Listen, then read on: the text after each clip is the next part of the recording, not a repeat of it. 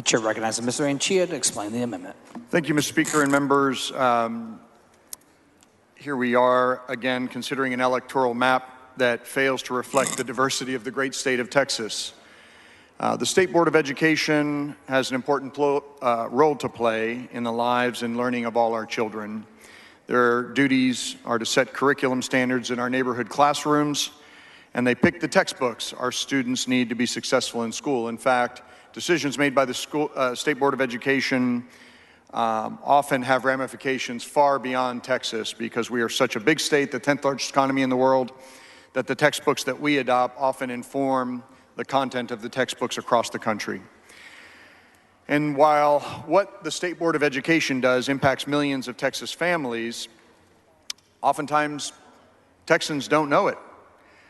But we do, we as policymakers do, and that's why it's incumbent for us as policymakers to make sure that the diversity of the State Board of Education approximates in some way the diversity of not only the school children that are impacted by the decisions that that organization makes, but also of the state at large.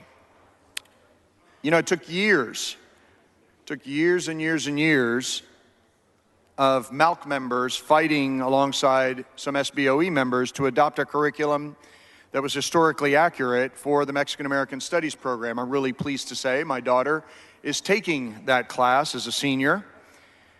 And that's a really important step that's critical in allowing more children to learn and appreciate the cultural heritage and contributions of the Mexican American community to this state.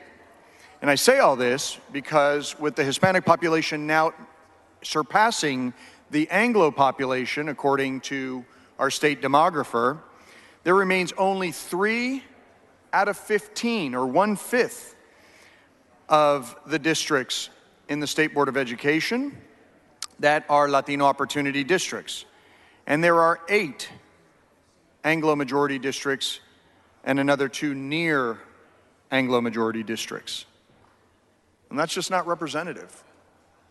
That just fails the basic test of proportionality. Doesn't even come close to proportionality.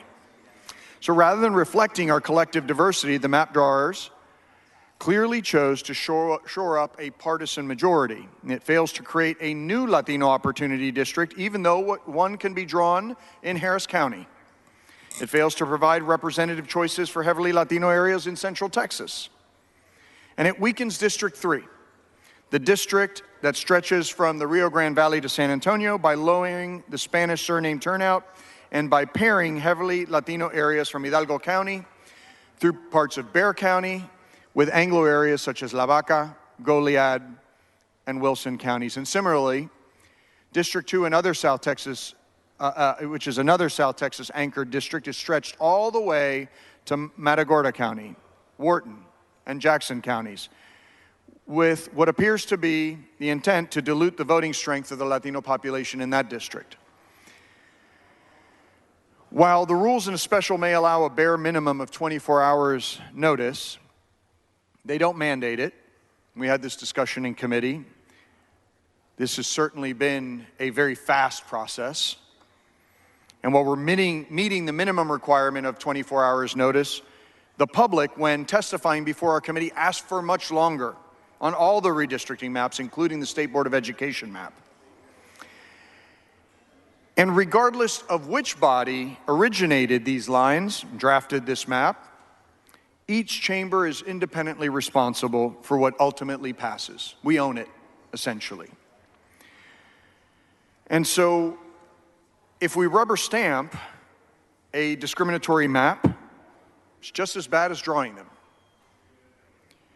And so with that, I ask you reject these maps and allow an opportunity to consider maps that truly represent that great diversity of our state, the 50% of Texas growth that was driven by the Latino community, and that is not reflected in the current document. So members, this amendment strikes the enacting clause. It would send this bill back to the drawing board, and I ask for your favorable consideration. Thank you. The chair recognizes Mr. Hunter in opposition to the amendment.